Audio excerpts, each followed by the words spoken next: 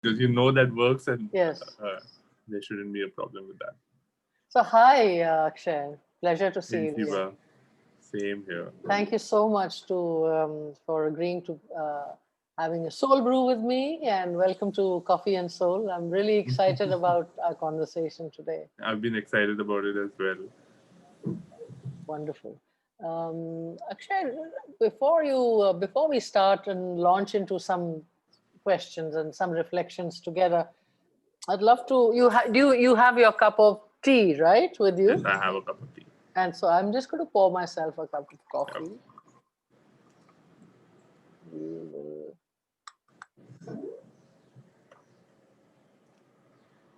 Cheers, Akshay. Cheers, Shiva. Welcome to Coffee and Soul. Lovely to have you here. Cheers. Same. I'm loving the fact that I'm here today. Cheers to life. And the first sip. No. So can I ask you to hold your cup of tea in your hands? Yes. And if you can just nestle it between your hands and on your palms and sit back and close your eyes. And just breathe into it. What image comes to your mind? I'm sitting by a fire. It's a wooden cabin in some faraway forest, and it's snowing outside, and there's a book in my lap, and there's a blanket over me. There's a glass of wine beside me, and there's soft, very soft piano playing in the background. And I'm reading the book by the light of the fire, and it's cozy and it's warm. And yeah. That's so beautiful and so evocative. All right. Lovely. Wow. Okay. What Never a done cup that of before. tea. What a cup of tea can do. What does this image mean to you, Akshay, if you were to just talk about it? I think I enjoy the fact that there is this huge contrast happening in life always, that there is this cold snow outside, like it is actually literally cold, but you as a person are kind of trying to live and have that fire around you to keep you warm with the blanket. And obviously, a book and wine is other ways of just adding to the warmth of you, you know. So I think it's that entire contrast between how life always is, like, okay, there's always something happening, but you are sort of trying to fight through it. And that's it. Like, even though it is a comfortable, cozy space, that coziness is also a fight against the entire, I don't want to say harshness of life, but to some degree, yes, life is not exactly easy peasy as everybody sort of makes it out to be. So it's always this struggle between you and everything else. And so this image also very, very interesting. So this image also brings that out for you. Not only is it snug and warm and cozy, but it's also like, is it something like you need to almost like strain or fight to carve out this time? Is Yes, that what I'm picking up? I yes, I guess you have to sort of go through a lot to be able to carve out that little time. Like, especially when I think about writing as a profession, you sort of have to carve out the time for writing. Otherwise, people, life, everything keeps getting in the way. And that is the biggest excuse that most people, or even sometimes I come up with, that I can't write because there's so much happening, you know. But just to have that calmness and that entire space, you need to sort of cut. Like, I think Stephen King says this: you have to close the door, and to close the door is one of the most hardest things that you can do. Just to keep that door shut, because sometimes everybody just comes inside and it's havoc in your brain. But to shut that door is a really difficult task. And that's very powerful. You have to close it all out, and it's, I suppose sometimes it's almost like a superhuman thing, because life is happening all All around the you and time. beating Yeah. upon you. And Yeah. And it's not like when you have like paused and in your space, life has not stopped Yes. paused in any sense. Like everything is still going on the way it always does, but Yes. it's just you who's sort of fighting against the flow to sort of bring that moment into being. It's like creating a space for stillness in a manner of speaking. Yep. Yeah. Wow. That's very, very intriguing what you've just said. And I did not really like. If you would not have asked me this question, I don't think I would have come up with that. It uh, was interesting to me as well. yeah, and I think this is the beauty and the power of dialogue, isn't it? Yeah, Only. definitely. Yeah. Yeah. Um, so, actually, a little more about you, your journey. I'd love to hear how what it has been, the highs, the lows, some keen things you picked up along the way. Uh, So my journey up till one point was just a regular person. Like I was a kid, I studied hard. My parents sort of supported me and loved me, and I was the boy of the family. So sort of I got that advantage over my sister. But How many children are you? just two, like my sister and me. Your sister and you. Okay. Yeah, my And elder sister and me. okay. All right. So so it was always like I was the boy of the family, and everybody had like high hopes for me and all of that. And I did well in school and everything, so there was no real complaint till then. But eventually, once college started, I sort of strayed down the path because I wanted to be a writer. I Mm, had always sort of like internally, I just knew that I wanted to be a writer. But I came from a family like all my father's father and mm, all his brothers are engineers, all his brothers children are engineers. So so like it was always yeah. known that okay, Akshay has to be an engineer, you Yeah. know. And I also thought that okay, this is the path for me, like I will have to eventually do engineering. But subconsciously I guess I knew that I didn't want to really. And I sort of once college started, I sort of strayed down the path a little bit, and I started not studying because I did not want to get good marks and go into engineering. And also at that time, because of college and the freedom that it gave you, I sort of got into smoking a lot of marijuana. Mm, mm, And it was like eventually that was a bit of my downfall, mm. where I just kept smoking on. And even though I did not score that well in college, my father somehow pulled some strings and put me into engineering, like Right. engineer to banna hai. And uh, I did go through engineering. I somehow without a year loss I made it through. Okay.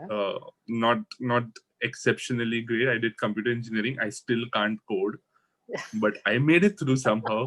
Uh, Yeah. but that entire whole segment of me smoking marijuana remained throughout engineering, Mm, and it got really bad at one point, uh, really bad. mm, And eventually my parents also found out it was a lot of mess.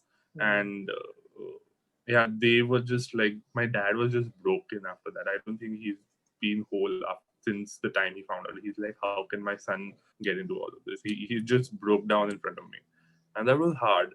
Mm, But eventually, after engineering got over, I did not take up a job or anything like that. Most of my peers, most of my friends were working working in some company, in some corporate, and I did not go down that route. I was like, bus ho gaya, I've done your engineering, now I want to be a writer.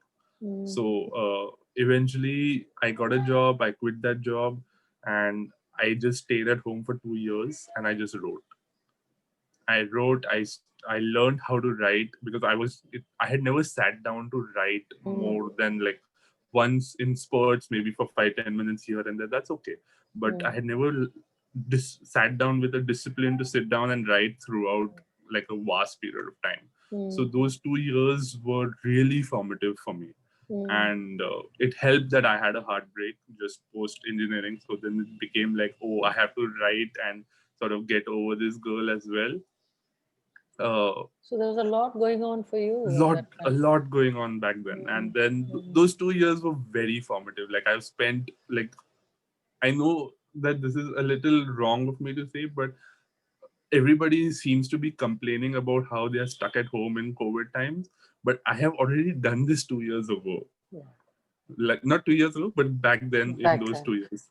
So it doesn't really feel that hard for me to sort of just sit at home and write, because I've already done that. And now I'm actually in a better space, so I can handle it mentally far better. Uh, but yeah, those 2 years I wrote, I learned how to write, I read a lot, and I did not earn any money as such, and my father was not really pleased about that. But I think I owe those 2 years so much, so much. And Yeah. then eventually, like, I started working as a writer here and there. I started attending workshops, I started attending classes, and I grew up more and more through my writing. And then eventually, once I started to get published, then so there was just no stopping me. Then the sky's the limit after that, Yeah. right? So those 2 years that you kind of held your ground after doing your engineering, after going through whatever, smoking up, a heartbreak, and just holding your ground and saying, no, this says so much about your tenacity and your passion for writing. It must have been so hard for you not to explore writing all through the time that's all you wanted to do. My God, Akshay, it must have been, It yeah. was, and also too. So there was this one story I had written when I was in 10th standard, and it's a very funny story. Not the story itself, but the story behind the story. Uh, Mm-hmm. I had written it as an essay because I did not really understand that I've written a short story. Mm-hmm. So and I gave it to my school teacher to Mm. sort of give me a grade on it, Huh. and she did. And after a week, she came back and she gave me. She's like, "It's an okay story. Mm. Maybe you, if you put in some more work into it, you will be. It could be something." And I did not understand the feedback that she gave me. I was like, Mm. I'm a writer. How can she say that this is Mm. a bad, not a Mm. bad, but this is not a great story? Like I lived under the impression that whatever I wrote is gold. Right, right, So right, so that right. was an ego blow sort of, Yes. and I stopped writing after that. Mm. And throughout, like, Oh, really? through the college and engineering, I did not write as much. I wrote in spurts, but there was nothing like concrete coming out. Those Mm. spurts were just my essence sort of trying to escape out of me, or Mm. sort of break out of me, but I did not really consciously give it any thought. And then eventually, once I started writing, I was like, hey, I had written that story once in school. Why don't I just rewrite it and see what I can do better? Because by then I had sort of crossed 6 months into those 2 years, and Right, I won't say I had learned a lot, but I had picked up a few things, and at least I had the discipline to sit and write. right. So I did that. I got that published in one online place, and then eventually, a few years later, a film director from the Bahamas. He's an Indian but living in the Bahamas. He Mm. reached out to me and he's like, "Hey, I saw your story. I love this story. Can I make a short film out of it?" Wow, Yeah. really? Wonderful. Yeah. And he did, and then that same short story is converted into, not converted, but another director picked it up and made a short film in Malayalam on it. Which is this film? And I must see uh, it. And it is people must hear about it as well. I'm sure it's many called must. the autobiography of a dictionary. uh, the Bahamas director, he made it in English. Mm. That is a strict adaptation of the story. Mm. It is currently not available to view on YouTube because he's circulating it in film festivals. Mm. But the Malayalam film, I wouldn't say is a strict adaptation. He's put a little spin onto it, Mm. which I like, Ah, because when he had approached me, I was like, he's already making it, but I want to see how another person interprets it. So I was like, yeah, please go ahead and do it. yeah, yeah, yeah, And it's a it's supposed to be a children's story, like the way I'd written it, yeah. but he's made it into a thriller, Okay. which was very interesting for me to see. But yeah, Mm. so the Malayalam film is online. You can, I think it's called Bio, the day my life changed, or something of that time. Bio. But it's called Bio. Yeah, it's in Okay. Malayalam, Would you and check with that out? subtitles. obviously. And that means your film is being shown in film festivals, etc. And I Yeah, very soon it's amazing. I'm sure we're going to see uh, the work that you do highlighted in many such and recognized for the kind of hopefully, hopefully, the hopefully. passion that you have shown this entire endeavor. So and now how do you write consistently, Akshay? How is it for you? I write every day. Like it's since those 2 years I've been writing every day. Like it's I think it's been 8 or 9 years now. I have skipped around 2 or 3 days till date. You write every day. I write every day, It's and like a discipline, or it is a discipline. Actually, it's my cup of tea. Like every day morning, I will have a cup of tea, and I will sit down and write. It's as simple as that. But it's like amazing. it's literally like the cup of tea is telling my brain that hey, it's writing time. So I'll just sit down and I'll sit and write. Like there's no two ways. Even if I'm not writing anything substantial, I'm just maybe some. I tell this to a lot of my students, but sometimes you just have to sit on the pay on with the paper and crib about the fact that you can't write. Just get the words flowing, then things will start happening on its own. But Amazing. first, sit down, because if you sit with a blank page and you're like, "Oh, I can't write, I can't write, I can't write," that mantra sort of keeps building in your head, and you Mm. can't write then. But Mm. if you just sit down and crib on the page that how you can't write, but It that's just it. gets the The whole word thing going. starts flowing, that's it. You just it's just like it's like inertia. You need to sort of roll the cogs in your brain, and it'll start moving and keep moving. They don't stop. Fascinating. Fascinating stuff. Oh God. All right.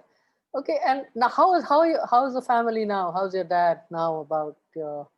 So he did not really give up on his idea of me Yeah. owning a business and having like a proper job or something. So Mm. he kept trying to. He first pulled me into his gym. He also runs a chain of gyms in Bombay, Okay. and he Which pulled me ones into are the these? transform gyms. Transforms. Okay. So he pulled me into the gyms for a while. I worked there for 2 years as their uh, supposedly tech head, but also like I called myself the creative head because Yes. I wanted to be on the creative side of things. But I worked there for a couple of years, and then he pulled me into a new business he was starting, and he's like, "This is a startup, and this has technology in it. You like technology, so let us do this together." Good. And we did work on it, but then eventually my heart was never in it, Sure. and I never gave it the amount of time and love that it required from me. Sure. Sure. So eventually that died down, and then I eventually told dad that, hey, look, this is not working out. Let's just shut the company down because I will not be able to handle it. Mm. Mm. And he's like, "ठीक है." And then he shut the company, and we called it a day. And I had been meanwhile working with TallTales for telling stories, So, what coaching. is Tall Tales? Little more about Tall Yes, Tales. Tall Tales was started by Michael Burns. He's my mentor, and he had started it as a night of just friends telling stories to each other. Mm-hmm. That's it. And then that sort of like once that night was done, more people started submitting stories, Mm. and then that's the second show happened. It was never a show, but now it became a show, Sure. and then it just started snowballing from there. And every few months, they would have a show, like a live show where people are just telling true stories from their lives. Awesome. Yeah, and then sort of we realized that the stories that were coming in were okay, but they had the potential to be great. So, but Mm-hmm. they also they like the storytellers themselves wanted to improve their writing. There was this urge to learn and Sure. grow as a storyteller for themselves. Sure. So eventually, from there, the coaching started, where the stories that came in were coached by us, and also then there were certain people who did not want to share a story, Mm. but they wanted to just learn how to sort of craft a story. Right. So that is where the workshops also came into being, and then the workshops evolved into retreats. And I actually met Michael at the first Tall Tales retreat. Like he had hosted in a small village called Purushwadi. Really? This is Where? in this is in Maharashtra. This is like three kilometers away from Bombay. Uh, it's uh, it's under the it's under a company called Grassroots. They do a lot of rural tourism. Like Okay. they take people to villages to live with the villagers, see their village Okay. life, eat Mm. with the villagers, and do the farming, like just basically live their life Mm. for a brief period. So it's called rural tourism, and it promotes jobs in those rural places as well. Okay. So it's a nice organization, and we Sounds work very with good. them. Yeah, Yeah. we work with them for like 5 to 6 retreats. But then eventually, I started exploring more places, and we started like obviously there's Alekhya, but then there are other venues in Maharashtra nearby that I started hosting the retreats in, and we honestly I we like to do 2 retreats a year, but this year though there has been none. I know. It's so But sad. Yeah. yeah, but so we do a lot of activities. We do obviously the shows are the crux of it, Hmm. and the workshops are another part of it, the retreats are another part of it. Then we do one-on-one coaching as well, and everything, basically we do everything that promotes people writing and telling stories, like as much as Amazing. possible. So this is truly something that's literally like your call, isn't it? Exactly. Your purpose. It was love at first sight sort of a Yeah. thing. Like Yeah. I can't explain it better than that. Like I first understand. retreat that I attended was magical, and the people I met there are still friends. Like all of them, Yeah. Yeah. uh, each one. And eventually, through all the retreats, I've made so many friends. Through the workshops, I've made friends. Through the shows, I've made friends. Like all the people that really sort of love and cherish stories as much as I do, Mm. or maybe even more, they're all there, and then I get to meet them, I get to talk to them, I get to work with them. It's just brilliant. That's so amazing. Um, and you, when you're talking, your animation, when you're talking about this, your sheer love for this thing that you're doing, and that is so infectious. And more. I hope you have a lot of success going forward in this as well. Just the joy of it. Yeah. It's pure joy, like Yeah. me sit, like it's pure joy for me to just sit on my, like I imagine myself as just me sitting on my desk and writing. That is pure joy for me. Like everything else is okay, I have to do this for the sake of doing Mm. it, but it's just pure joy when my pen is on the paper or my keyboards are my hands are typing away on the keyboard. It's just pure joy. Isn't it amazing when we find our reason to be and that manifests? I think that's really a blessing. That's yeah. Tell me if of uh, would there be would there be some learning in all this period that you say, yeah, this is something that I was like something we say nichod hota hai na? Something that you take out as the key thing. And I don't want to say takeaway or whatever. I just Yeah, yeah. something that's vibrant learning to you. I actually realized this very recently. I was talking to someone, I was talking to a friend, and I was telling her about my days as a stoner when I used to smoke up a lot of marijuana. Hmm. And it was a lot. Like Hmm. it was abusive amounts. I could even You say. were perpetually stoned, you would say. Yes, perpetually. Hmm. And the way I was looking at it is that back then I was extremely passionate about smoking up. Like Hmm. extremely passionate. Like that was the only thing I wanted to do. Hmm. And one and I got out of it by writing because I couldn't write when I'm stoned. Hmm. And if I was like, if I can't write, so this needs to go. So I just chucked it out of my life, and it is completely gone now. Hmm. But I realized very recently that I have there's this immense amount of passion for whatever I love. Like it, like back then it was marijuana, and right now it is writing. Hmm. So that amount of energy that I have for whatever I love will see me through whatever. Like come what may, I will get this done. You know, like come what may, I would smoke up.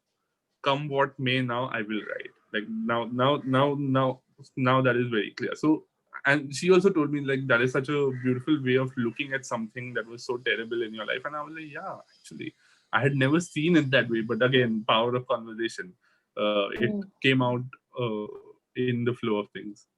Yeah, I guess what I'm hearing, Akshay, is that you give yourself 100%. to anything that you're experiencing fully. I mean, it has to mean a lot. Yeah. And then you are 100% there. And you are probably really able to close the door. Yeah, I had to learn that Yeah. really early on because obviously there was a lot of noise and Mm, there was a lot of naysayers. mm, And like I used to attend parties with my dad, and people used to just come up and tell me, just work with him. Why do you have to pursue this hobby? And in my head, I'm like, it's not a hobby. yeah. Yeah.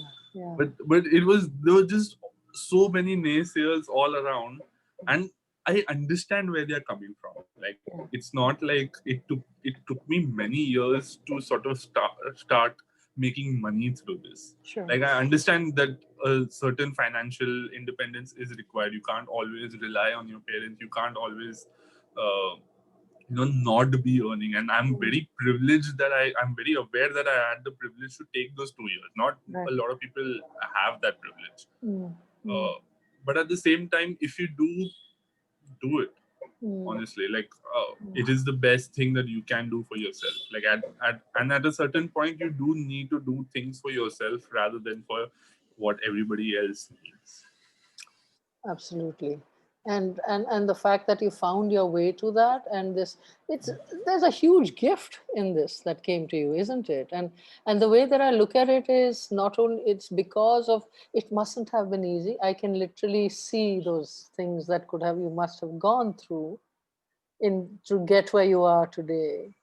uh it must have been very hard many times. Mm, So this is again something funny, but I keep a hold on this. I never shave my beard. Like okay, this is as tiny as I can take it, sure. but I never shave it off because in those 2 years is when I actually grew it out, and it was like out, like I had just let it out, and Really? it Mm, was simply my interior life showing on my face. That is how mad I had gone in those 2 years, mm, and now I never take it off just as a symbol of those 2 years. That hey, like some people obviously get a tattoo. I would eventually want to get a tattoo as well, but mm, this is my sort of tattoo that it's there on my face that it will never go. Uh, I went bald recently, just before the lockdown started, mm, and but this stayed. Like this has to stay. This will never go. I don't think like as far as I see it, it will never go. I again don't want to say never, but mm. as far as I can see my future, this stays because it is a sign of those 2 years and what that meant to me. It's a huge symbol, isn't it, for you? Yeah. And I guess every time you look in the mirror, it's there. It's there. It's always there. Yeah, yeah, yeah. Um, what are the gifts that you say that have shaped you? Can you say what those are? And in all this, do you see the gifts? Yes, like as much as I say that my parents always said no to me Mm, writing, they mm, never really said no to me writing. They usually said no to me for not being able to turn it into a financial sort of a mm, situation. mm, But they always enjoyed the fact, and they were always proud of the fact that I wrote, and I was not like a unintellectual kid mm. or something. I was always sort of bookish, and I always wrote. So there was a hint of pride in them, and I very early on I got into this very expensive habit of fountain pens. Okay, okay. Okay, I advise everybody to steer clear. It is a very addictive and very expensive hobby to get into. But uh, back when I got into it, I remember my mom bought me a pen. And it was an expensive pen, but she bought me a pen. She's like, "ये ले, तू लिखता है, तेरे को पसंद है, keep Beautiful. it." And it was these small. It's obviously inexpensive, but a small little gestures like Of these course. that just like kept me going. There are these small little moments. Like I remember when Harry Potter 6 had come out. This is Mm-hmm. day before. This was in school days, Mm, and I obviously did not have any money to buy it. And I was sort of like the day it had come out, I was just rambling around the house. I was like, what do I do? I want to read the book, but I don't know how to go and get it. huh. And late in the night, my dad came home at around 10 o'clock or 11 o'clock. He had some late meeting. And he came home, and the first thing he did is like he gave me the book. He's like, I bought it for Amazing. you. And I Amazing. was just like, whoa. And I read through the night, and I finished it at around 11 p.m. the next night, because I was Okay. Yeah. non-stop just reading it through. Yeah. Yeah. Yeah. So these small little gifts and gestures have a way of sort of kept encouraging me to go forward. You Absolutely. know, So, somebody in your position right now, you've got where you are, and if you were to give a message to that person, what would it be? In your position, wanting to do the things, wanting to write, may not be similar kind of thing, but unable to stand up to different pressures, what would you tell him or her? take 1 hour out of the 24 hours given to you every day. Take just 1 hour and write on paper, write on the phone, write on the keyboard, wherever, however. That 1 hour, just sit down and write. All other hours are for you. All other hours are for life and whoever wants to take them. But Mm, that 1 hour, just give for yourself. Like, that is how I started, honestly. Like, that I just used to sit down for 1 hour and write. mm, And eventually now I can write for 8 9 hours with mm. utter freedom. But uh, 1 hour, that's it. 1 hour of 24 hours is easy enough to take, and just do that for yourself. And I promise you, it won't be easy, it won't be fast, it'll take a while, but I promise you it'll lead you somewhere that you had never imagined or have imagined. That's beautiful. Thank you. And I'm sure that will mean a lot and inspire many who are still struggling to be able to get to a space where they can express themselves in Hopefully. whichever way. No, I'm sure it will, Akshay. And if I, each one of us, I believe, has a unique gift to give humankind. It's their own legacy. And I don't think legacy is a function of age. I think legacy is moment to moment. What you bring, what you give. What do you think your gift is to humankind? Honestly, if even if I think that even if at one point I don't ever succeed as a writer, whatever success means, if I never get published or I don't ever put myself out there, I just hope that I'm able to convince more people to write, as many people as I can. Like, I want to start an epidemic of writers, Wonderful. so that there are Wonderful. more people reading, there are more people writing, and I think the world would be a much better place if people read. Because reading sort of not only gives you information and all of those things, but it slows you down, which is something that is lacking in the world right now, because everything is so fast. Like, you want movies fast on your screen, you want everything to be streaming fast, but books are the only thing that still sort of keeps the same pace. Mm, Everything else is fast. Like, movies come out in the theaters, they're on your screen within minutes. mm, mm, You want to search something, you Google it quickly, but everything is super fast. mm. And everybody is sort of in that rush, but only in reading is the pace still maintained, like the same pace which was many years ago. It's still here. So it seems almost like something eternal, no? Like a stillness. And A that's what still I'm hearing. moment drift, just passing through all of eternity. And yeah, I would uh, love it for people to sort of keep writing and reading. Wonderful. And this is such a powerful message. I hope it reaches many because reading has really gone down, and Yeah, younger ones are suffering a lot as a result because many of them don't know the joy of don't. it. Yes, So, Akshay, thank you so much been a for pleasure. it's absolute pleasure, and I've so enjoyed getting to know you a little bit more. And I am so inspired by your passion and your drive, and you inspired me to think of starting to write really seriously. So, Please do, please do. thank you so much for being here, for sharing Thank your you for soul brew. inviting me here. It has been a Pleasure. pleasure for me. It's wonderful. to have you with me, and I wish you every success as you go forward. And I look forward to seeing your movies, reading your books, looking at your retreats, looking at how the way over the years you'll inspire so many. I just feel that there is a huge horizon that you will cover, and I want to be there to applaud you for it. So Thank you so much. thank you, and take care. Yes.